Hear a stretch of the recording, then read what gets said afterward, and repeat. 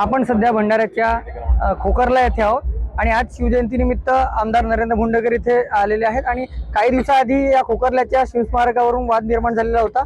यावर आमदार भोंडेकर यांनी काही टीका केली, आपण त्याच्याकडून थेट जाणून घेऊया। काय सांगाल दादा, आज आपण शिवाजी महाराजांच्या जयंतीनिमित्त खोकरला येथे आलेला आणि काही पोलिसांनी ज्या प्रकारे इथे कारवाई केलेली आहे ते कुठे चुकीची केलेली आहे असं आपण सांगितलं, काय नेमकं आपलं म्हणणं आहे? 100% कारण छत्रपती शिवाजी महाराजांना आपण बेड्यामध्ये लटकू शकत नाही। अरे स्वतंत्र देशाचे स्वतंत्र महाराष्ट्र आहे हा आणि छत्रपती शिवाजी महाराजांच्या विचारानं चालणारा हा महाराष्ट्र आहे। आज अधिकृत शासनाने सुद्धा जाहीर केलेला आहे कार्यक्रमाचा आणि अशा परिस्थितीमध्ये कोणी जर पूजा अर्चना करत असेल, तुम्ही त्यांच्यावरती गुन्हे दाखल करत असाल, हे चुकीचं आहे। ठीक आहे, 3 महिने आधी मूर्ती स्थापना केली, तुम्हाला जर गुन्हे दाखल करायचं होतं तर 3 महिने आधीच ते करायला पाहिजे। दुसरं, तुम्ही पूजा अर्चना करत असताना तुम्ही त्यांच्यावरती गुन्हे दाखल आणि ते बी असं काही वाद नाही झाला, तुम्ही पोलीस म्हणजे शासकीय कामामध्ये अडथळा किंवा जमावबंदी असं कुठेच काही झालं नाही आहे ना। अशा तुम्ही जर गुन्हे दाखल करत असाल आणि दहशत निर्माण करण्याचा प्रयत्न करत असाल तर हे चुकीचं आहे। आम्ही स्वतः जिल्हा पोलीस प्रशासनाला सांगू इच्छितो की ही अशी जी मगरुरी आहे, अशी जी तुम्ही मोगलशाही जी आहे हे चालणार नाही महाराष्ट्रामध्ये। आणि जर कदाचित जर महाराष्ट्राचे मुख्यमंत्री उपमुख्यमंत्रीला कळेल ना तर हे ताबडतोब यांना सस्पेंड केला जाईल। अशा परिस्थितीमध्ये कधीच हे महाराष्ट्राच्या शासनातील मुख्यमंत्री उपमुख्यमंत्री सहन करणार नाही। अरे ठीक आहे, तरुण आहेत, पूजा अर्चना केलं, तुमचा हे आलात, समजा त्यांनी कोणी बसवलं असेल, मूर्ती उभं केलं असेल तर तुम्ही 147 केस जे आहे तुम्ही अननोन लोकांवरती टाकलं इथपर्यंत ठीक आहे, परंतु महाराजाला तुम्ही कायद्यामध्ये अडवू शकत नाही। महाराज आहे म्हणून आपण कायदा निर्माण झाले आणि तुम्ही त्याच कायद्यामध्ये जर महाराजाला तुम्ही अडवत असाल आणि महाराजाच्या मूर्तीची पूजा अर्चना करू नका असे म्हणत असतील तर हे याचा आम्ही निषेध करतो आणि असा जिल्हा प्रशासनाच्या अधिकाऱ्यांचा सुद्धा निषेध करतो। नक्कीच आपण म्हटलं की पोलीस प्रशासन कुठेतरी निष्पक्ष भूमिका घेत नाहीये, कुठेतरी एकतर्फी भूमिका घेते आणि नेमकं काय याच्यातलं पोलिसांबद्दलचं आपलं म्हणणं आहे, काय त्यांनी कारवाई करायला हवी होती, काय केली त्यांनी? नाही, पोलीस प्रशासनाचा ज्यांनी समजा पहिले गावामध्ये ठराव झालेला आहे, गावाचे ग्रामपंचायतचा एकमताने ठराव झालेला आहे आणि असं असताना गावाच्या विरोधात पोलीस प्रशासनाने जाऊ नये। जर समजा त्यांना वाटते कागदाचा जर समजा त्यांना वाटत असेल की बा चुकीच्या पद्धतीने मूर्तीची स्थापना केली तर 147 त्यांनी केसेस लावले अननोन लोकांना तर ते ठीक आहे, पण त्याच्या पलीकडे जर त्यांनी हे सगळं जर केलं, बाकीचे जे केसेस लावले आहेत शासकीय कामामध्ये अडथळा वगैरे असं काहीच झालं नाहीये, कोणालाच मारपीट धक्काबुक्की काही झालं नाही। उगाच वरतून आदेश आहे, मी खाली पोलीसवाल्यांना सगळ्यांना विचारलं, वरतून आदेश आहे म्हणून ते सरळ सांगतात।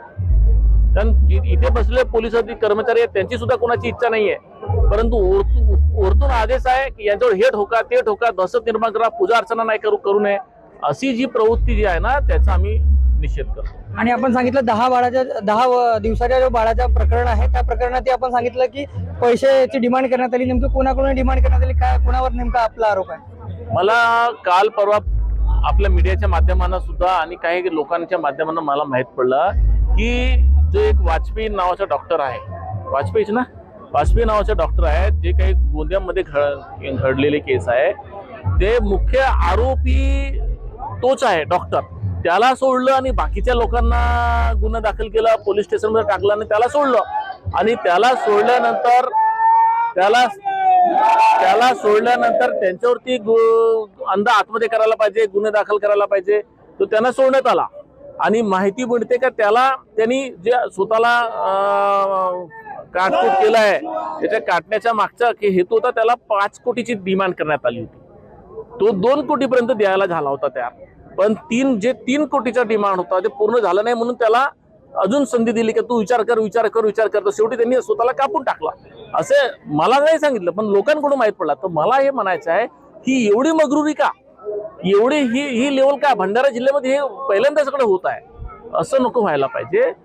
त्यांच्या सिस्टममध्ये आम्ही कधीच पोलीस प्रशासन असो किंवा जिल्हा प्रशासन असो त्याच्या सिस्टममध्ये बघत नाही, पण आज ते आमच्या उरावर आलेत, आमचे सगळे शिवसैनिकाच्या आमच्या शिवभक्ताच्या उरावर आलेत, त्यांच्यावर गुन्हा दाखल करा। विचार आमचे ग्रामपंचायतचे पदाधिकारी घाबरले आहेत, जिल्हा परिषदचे पदाधिकारी घाबरले आहेत, लोक तरुण मंडळी घाबरलेत, कसं काम करणार? म्हणजे शिवाजी महाराजांच्या मूर्तीची पूजा सुद्धा करता येणार नाही, हा कोणता आम्ही काय महाराष्ट्रामध्ये आहोत का मोगलशाहीमध्ये आहोत?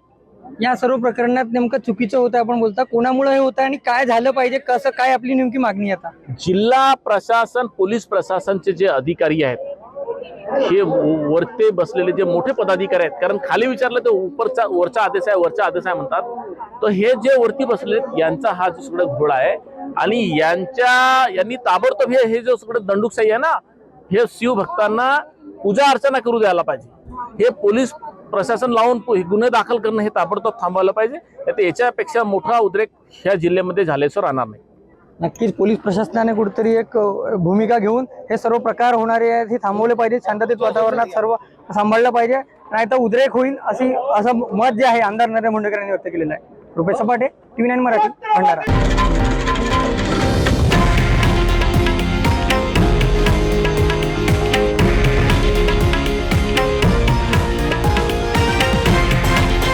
हे आहे देशातील नंबर 1 न्यूज नेटवर्क आणि आपण पाहत आहात TV9 मराठी, एकमेव.